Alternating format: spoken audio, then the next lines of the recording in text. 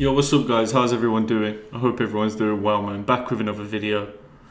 First of all, shout out to Johnny Harris, man. Go subscribe to him if you haven't.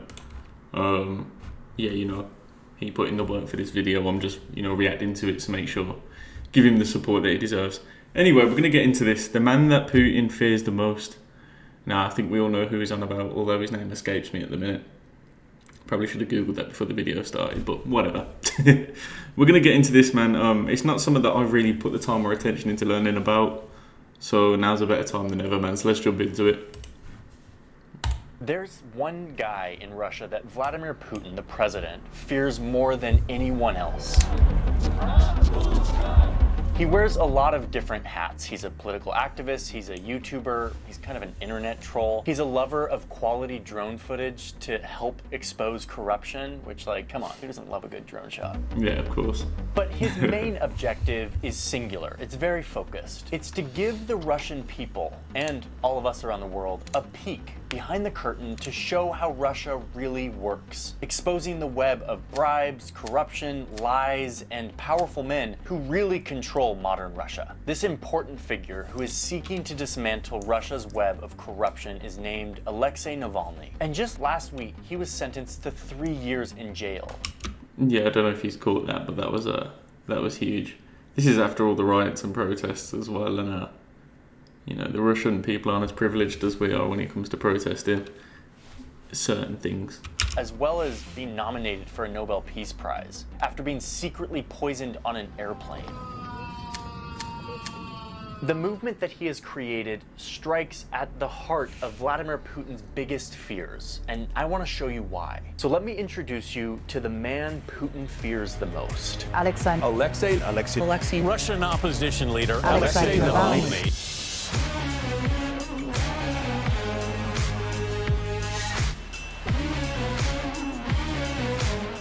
The fucking balls on this guy, man. You gotta have some serious balls to go after Putin.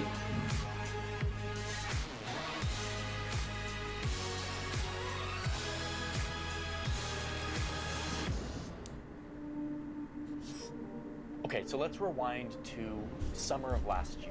Alexei Navalny is in a city in eastern Russia. He's in a hotel room, about to head to the airport to catch a flight. When he arrives to the airport, other passengers recognize him because he's kind of a big deal in Russia, and they snap some photos with him. Then he gets on the flight. The flight takes off. It's a 4-hour flight from this city of Tomsk to Moscow, where he's going. Everything's going normal for the first 30 minutes of this flight, but then Navalny starts to feel weird.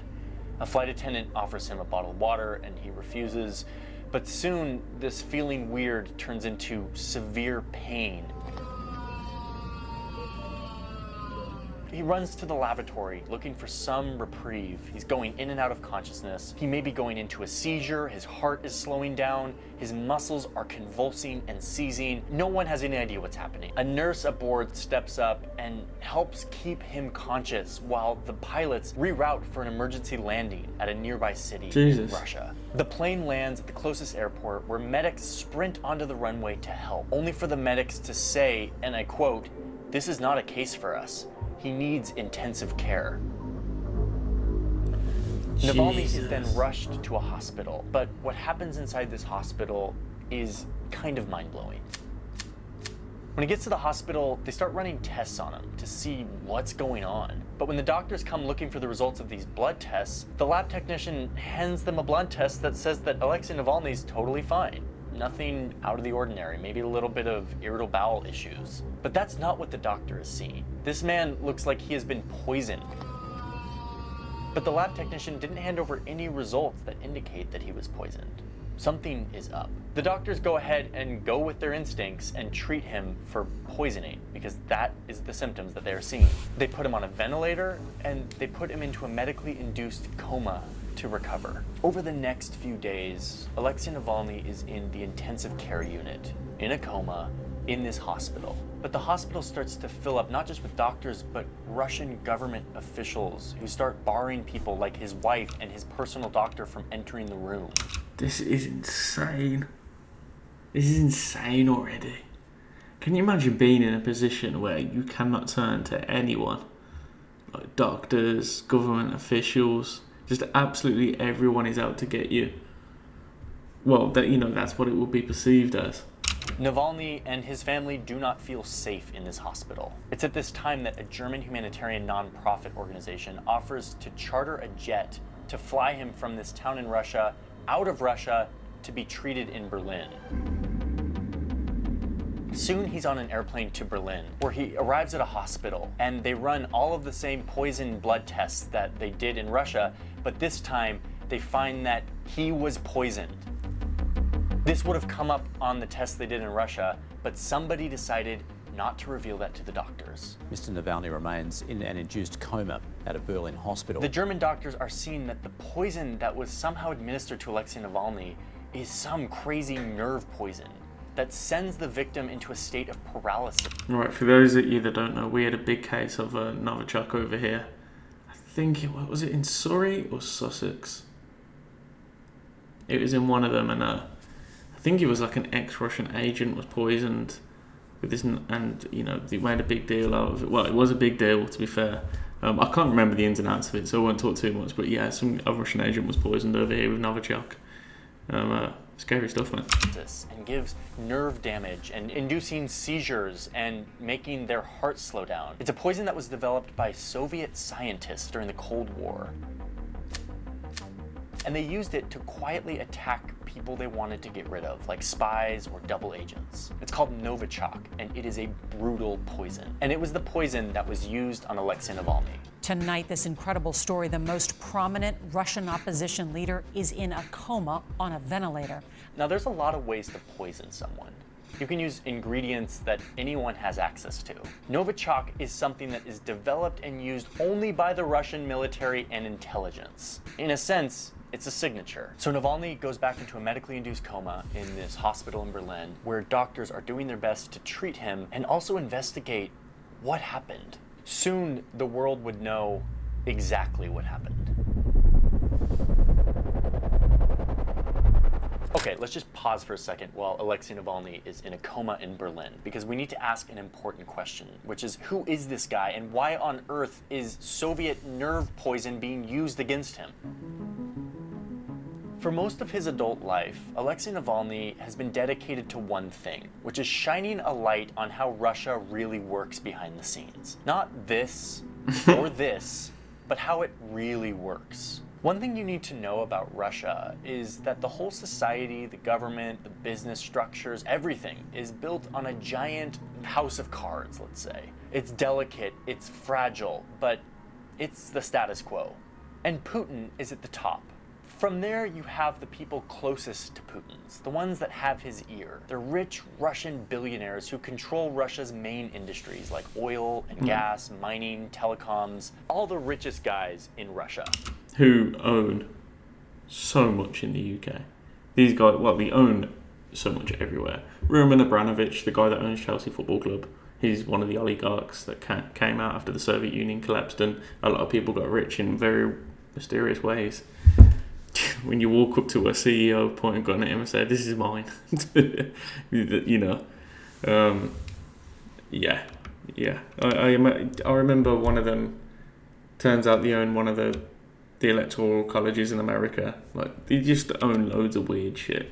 These guys do favors for Putin, and Putin does favors for them in the political sphere. They scratch each other's back, and in doing so, they maintain control over everything that gets done in Russia. And this model repeats itself as it trickles down to regional governments and then to town and city governments, who all operate in the same manner, keeping the society stable through a culture of bribery, secrecy, and intimidation. And it all happens in the name of keeping Putin secure in his position so that he can in turn keep his rich friends happy. The reason why Putin fears Alexei Navalny is because Navalny wants all Russians to see exactly how this works, to shine a light on it, which could easily turn the people against the system, to knock down this house of cards from the ground up. To stop putting up with a government that works for the rich corporate owners and not for the people. And if this happens... Well, yeah, but, you know, to be fair, you can say that about any country. I know that Russia, you know, is worse in a lot of ways, but, yeah, which government doesn't work for big corporations nowadays? I don't know, that's probably a conversation for another video. It's Vladimir Putin who has the longest, hardest fall.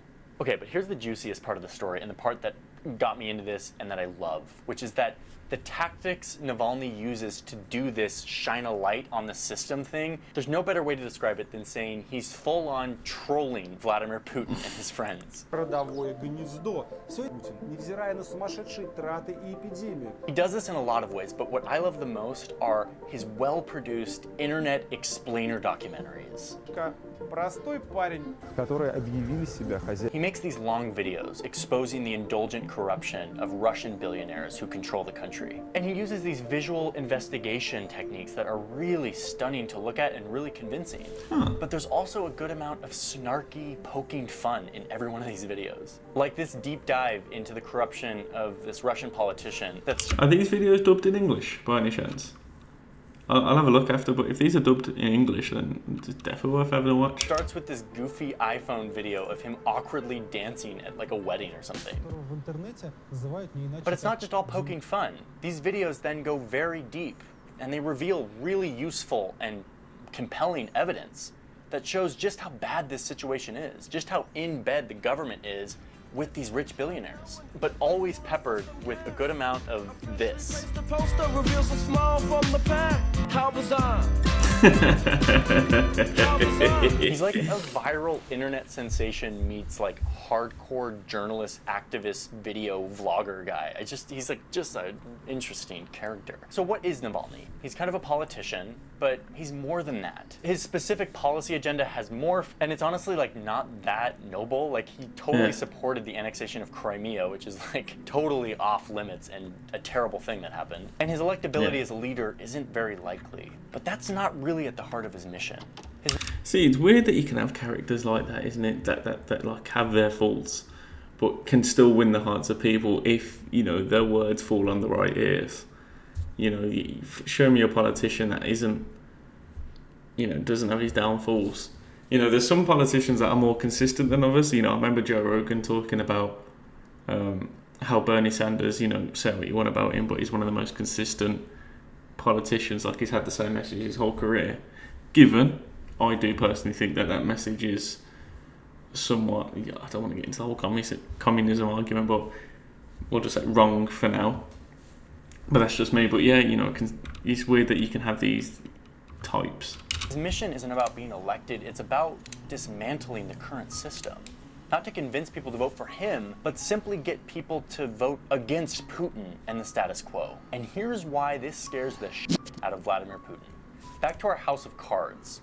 Even though Putin is at the top of this pyramid, it doesn't mean he's all powerful. He's not like a standard totalitarian dictator who just has everyone under his thumb. He's only powerful because he's in the good graces of all these super rich guys that own the massive companies of gas, telecoms, mining, and natural resources in Russia. If these guys turn on him, he's over. Putin, while powerful, is simply one cog in the machine of keeping these guys powerful and immune from laws and regulation. Putin isn't afraid that all these YouTube videos are going to create legal issues for Putin and his friends. The courts in Russia are just as influenced by this culture of bribery and intimidation as everything else.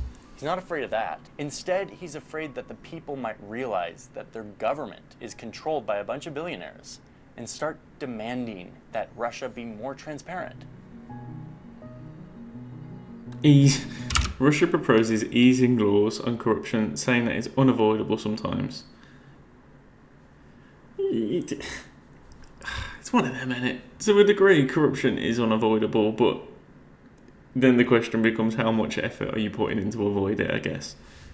I imagine in Russia's case, not very much. But then again, who am I to commentate? I feel like the average Joe knows pretty much nothing in terms of higher up corruption, so meh. Some accountability for these rich dudes and the leaders that support them. Like I said, if that happens, these billionaires might be able to slip into the shadows and run away to some other country, but Putin will be the public face of the person who's kept this arrangement together. He will be enemy number one. His fall will be the greatest. That is why he's afraid. In a sense, he's painted himself into a corner, and he's past the point of no return. He must maintain the current system, or he will face the wrath of his people. So far, the only person who has actually garnered that wrath is Alexei Navalny. How corrupt do you think is Mr. Vladimir Putin. He is the basement of this corruption. He's personally involved in corruption, and he's encouraging our official for corruption. It's his way of ruling country. Vladimir Putin made his first visit since Russia annexed Crimea. Vladimir Putin casts his shadow across the boundary. How tall is Putin? Because he always appears to be quite short, but I understand the Russians are pretty tall, so I don't know. First visit since Russia annexed Crimea. Vladimir Putin casts his shadow across the boundary of Europe and Russia. So, Putin goes to greater and greater lengths to ensure that he remains popular among his people and show the billionaires that he's still the right guy to keep this system of corruption going. He does this in a few ways. The first way he keeps popularity among his people is my favorite, and it looks like this. It's so funny when he does shit though. Like, he's just one of them people that are funny for no reason. I saw the is it the president of Turkmenistan? Like, you probably see that he's holding the dog, and Vladimir Putin just gets up and he's cuddling the dog, and you think, oh, what a nice guy. That Putin, you're such a swell, you know what I mean? But it's all fake, obviously. Well, that probably wasn't, but, the vast proportion of it is. He stages these absurd photo ops where he's like surveying the land on a horse with no shirt, or playing hockey with a bunch of literal professional hockey players from Russia, and he's actually better than all of them, and he scores 8 goals in the course of this video. It's amazing. Mate, that's what the KGB teach you. And people actually buy this. They like to see their leader like super powerful. And then, secondly, he keeps his people happy by actually leading the country in ways people like. His approval rating remains quite high. But more and more, as Putin and this house of cards feels threatened. There was a big dip here. I guess that was after the election. I think I remember that. He lost, didn't he? He lost an election, so the Prime Minister took over. I don't want to talk about the ins and outs because I'm not 100%, but I'm sure this was after an election. 2000. Maybe it was after. Maybe this was during the Crimea crisis here, when the whole Ukraine thing was happening. So maybe that you got that wrapped up. I don't know. Could be a bunch of things. I'll tell you one thing though. Look at that. More as Putin and this house of cards feels threatened. Putin is resorting to more extreme means to keep this system secure. Oof. Okay, so we got the backstory. Hey, have you saw that video? That just reminded me. There's like it's on TikTok at the minute, but it's kind of viral. I'm sure you YouTube it. There's just a Russian, there's a protest going on with these rioters, and there's this Russian guy. I swear to God, he's like 6'5", 6'6", he's massive, and he's there, and he's just bobbing and weaving, and like the police are coming at him with their nightsticks and that, and he's just, and he's just dropping them one by one. I'll try to find it. If I find it, I'll put it in the description. Not that it's relevant, but you know what I mean. Okay, so we got the backstory on Russia and Alexei Navalny. Let's get back to Berlin, to the hospital, to the ICU, where Alexei Navalny is in a coma. He finally comes out of this coma, and by then, the world has looked into the details of him being poisoned on this airplane, and it becomes clear that this is the work of Russian government agents who snuck into his hotel and laced his underwear with this lethal nerve poison. Alexei Navalny is the master of trolling and pranking, and he immediately responds to this. He downloads some basic call spoofing software that any of us could download, and he masks his number as a number coming from an intelligence secure line. And he calls an intelligence agent who has COVID and is like ditched out in his house at 7 in the morning. He's like delirious. And he goes on to pretend that he is a leader in the intelligence agency. He has all this insider information, and he teases out a confession from this intelligence agent. This was thoroughly examined, and I at least think it was after all, especially if we consider what was done previously. But there are always nuisances. In every test there are nuisances. In every situation things would have been different if... what? What? Well, I thought we might... He landed, you know what I'm talking about. He took the flight, they made an emergency landing, the situation developed not in our favour. This is what I think. It was a bit longer. What should have been longer? Can't stand Abramovich. The flight. He should have been on the air for longer, so he would die, right? But indeed, they were the ones behind this poisoning. Они посадили его там резко как-то и так далее, да? Возможно, это все пошло не так.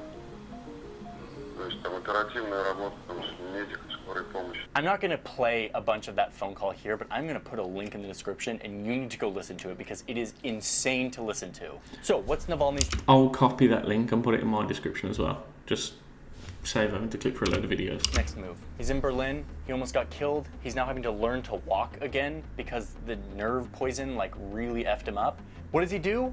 He decides to do exactly what he's always done. Instead of cower and stay abroad, he decides to return to Russia to face Putin head on.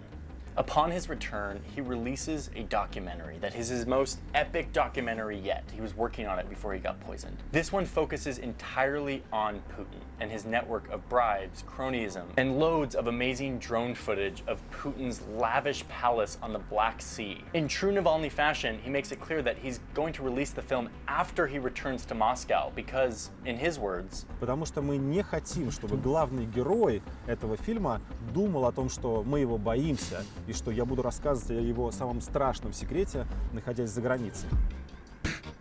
the documentary becomes one of the most instantly viral videos ever to appear on the YouTube platform. It currently has 110 million views. My favorite part of this doc is when Navalny... Let me know if you want me to go react to that, because I'm probably going to watch it anyway. So, like, comment, subscribe, all of that stuff. And also, I know I've already said it, and I'm sorry, but go subscribe to this guy. It's his work. I'm just reacting. Appreciate it. His team goes to the shores of the Black Sea. They blow up this inflatable boat, and then they get a drone in the air, and they fly over this giant palace on the shores of the Black Sea. And then they do what I love, which is animation on top of drone footage to help expose a crazy story. They start to pick apart every aspect of this palace. They get the original blueprints to show that there's a hockey rink in the basement, there's a full casino, and all of this for the benefit of the president of the country. But of course, it's not owned by the president, it's owned by his buddies. Some rich billionaire dude actually owns it, but who actually benefits from it? Putin. It's like a symbol of the whole Russian system in one drone shot. Freaking beautiful. No political leader should have a palace like this. Alexei Navalny, who returned to Moscow for the first time since he was poisoned last summer. Navalny lands in Sorry guys, I'm just getting that thing off, man. Moscow. And what happens? He's immediately arrested. On what charges? Well, they claimed that he was violating parole from some old fake set of charges brought against him years ago that were thrown out later. It's so bad, isn't it? And yet the Russian state continued to say that he had to report for parole. Turns out he couldn't report to parole officers because he was in a coma from being poisoned by the Russian government. And yet, he gets arrested. He'd only been back on Russian soil a few minutes when Alexei Navalny was told he was being detained. A kiss goodbye for his wife, Yulia. Russia's justice system has been a sham for a long time. This isn't new, but just how blatant this is, how clearly faked all of this is to silence a threat to the leader, that's a new low for Russia and its justice system. It's not even like they've attempted to like cover it up or add some level of, subterfuge to it. It's like, oh, we tried to kill him, it didn't work, so when he gets back, just arrest him. Be done with him. Fuck it. Do you know what I mean? It's so bad.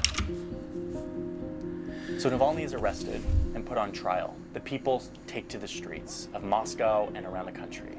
The police meet them with force, arresting over 1,000 protesters and now arresting journalists. Here's a clip of Navalny's lawyer speaking openly to the media in the middle of Moscow, and out of nowhere, a group of policemen come detain her. It's so just like bad, in broad daylight. While the protesters clash with the police outside the courthouse, Navalny stands in a glass cage while a largely politically motivated sham trial about parole violation takes place. His wife, Yulia, is in the courtroom, in the audience, watching this all happen. They're making eye contact. And in the end, the system does what it's supposed to do. Navalny gets 2 years and 8 months of prison time. The house of cards stays stable for at least a little longer. This movement was never about Alexei Navalny or his politics, and it likely never will be. He will never be the leader of Russia. His role in all of this is focused on one thing: showing the people how their country really works. Yeah. Ripping away the curtain that veils how their government uses the resources of the people and who it serves and who it doesn't. Doing so threatens the security of Vladimir Putin and his friends, which is why the system is reacting, going to greater and greater lengths to muzzle Navalny and anyone like him. The question for me is, how far will this go? Yeah. How much is Yeah. too much before the Russian people decide to take back their country? Yeah.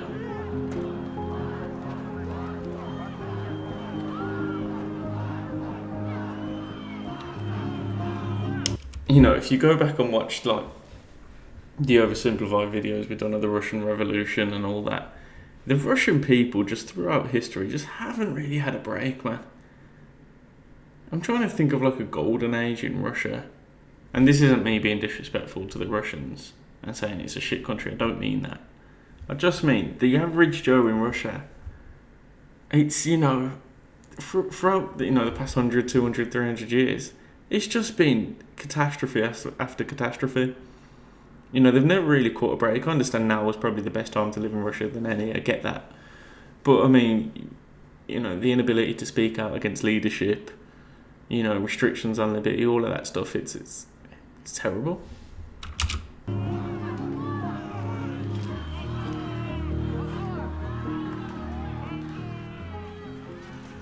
Thank you for watching this video. It is unfolding right now, and by the time you're watching this, there may be new information about this. I'm putting a bunch of links in the description for some of the videos that I mentioned that you should go watch if you want to learn more. I now want to thank today's sponsor, which is... Yeah, so go subscribe to Johnny Harrisman. That was a brilliant piece of work. Brilliant. So if you're wondering what that is, some guy told me to react to a video, but I'd already done it. It was the Can Britain invade America? No, Can America invade Britain? That's why it says that. I bet you were wondering like throughout, what's this geezer doing? But yeah, God, it's awful, man. I can't believe, you know, it's hard to believe in 2021 that it's happening at all, but it's happening so blatantly. Like, there's no even attempt to cover it up, and you know, Russia's whole mentality is like, what the fuck are you gonna do about it? Do you know what I mean? You know, how long will Putin be around for? You know, if it is years, will he be in charge for all them years? You know, he's got to be a billionaire, Putin. I know not on paper, but he's got to have like $1 billion in assets, hasn't he? He'll just become another string for the next ruler to come along. I don't know, man. I hope the average Russian Joe finds some resolve, but you know, I can't see it happening personally. You know, China has a similar situation. You got people in Hong Kong holding, you know, British and American flags, screaming liberty, and you got people in Britain and America holding communist flags. It's a crazy world, man. You know, I've heard the saying, you always want what you can't have, but you know, I think we have to count our blessings. If you live in the West, you really, really have to count your blessings. You know, we could sit here and talk about 1,000 things what's not wrong, it's not right with our countries, but Jesus Christ, man, we got it good. We got it unbelievably good. But yeah, thanks for joining me, guys. You know, like, comment, subscribe. I really appreciate you, man. Honestly, I do. Let me know if you want me to react to the... I think he said he put it in the description. If you want me to react to the phone call with the FSB agent. If not, I'll put some of these down in my description so you don't have to click through all the videos. But yeah, peace out, guys. Take it easy, man, and thanks for joining me.